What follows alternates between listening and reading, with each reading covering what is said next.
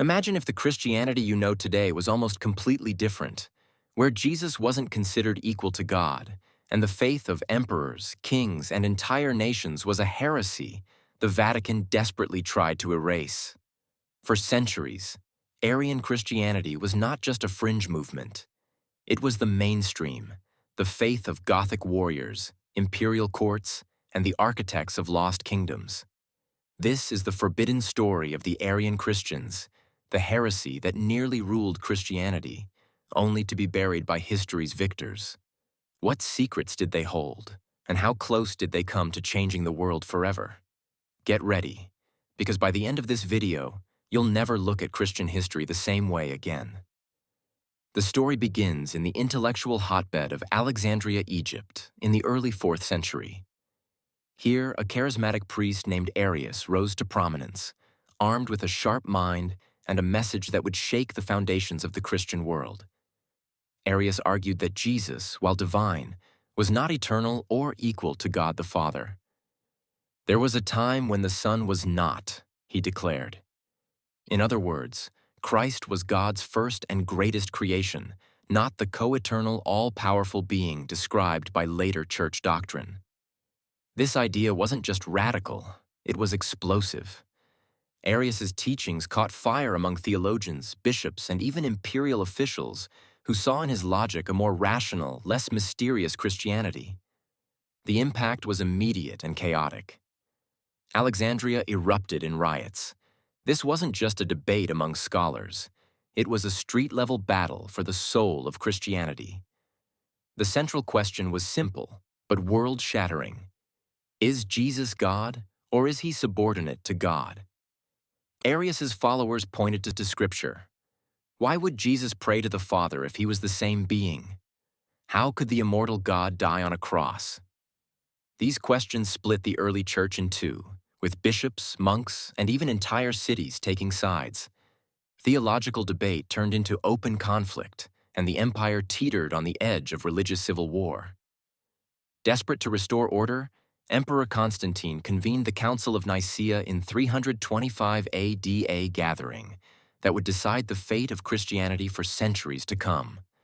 But this was no peaceful assembly of saints. It was a high-stakes political showdown.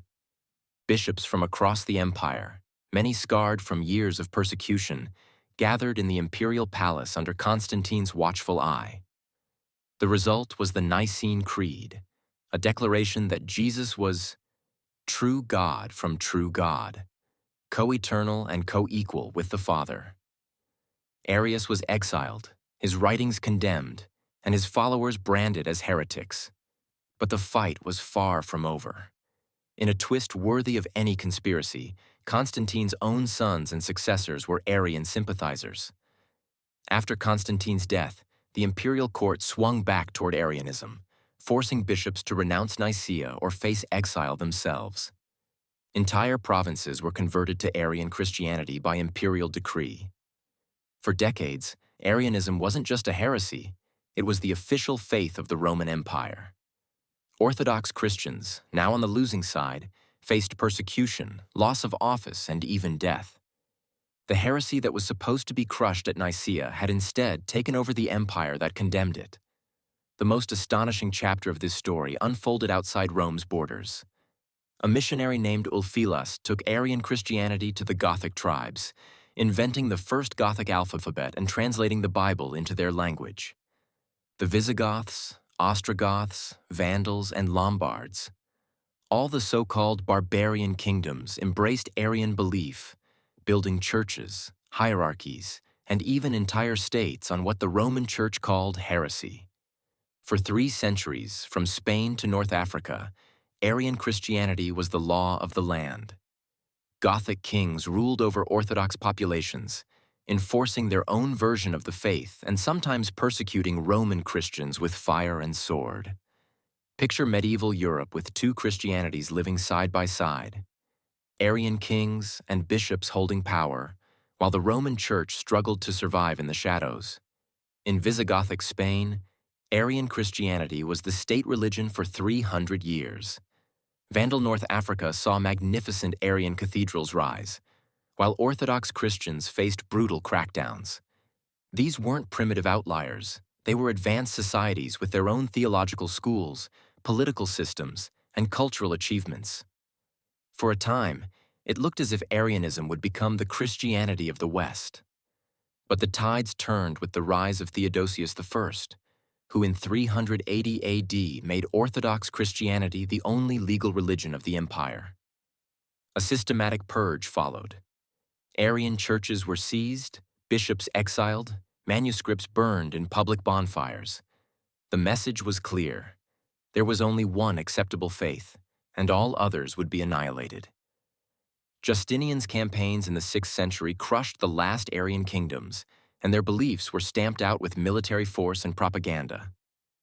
What's truly chilling is how thoroughly the victors rewrote history.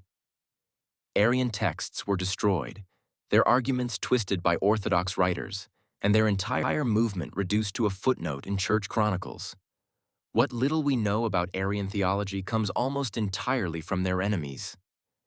Imagine trying to understand a lost civilization through the eyes of its conquerors.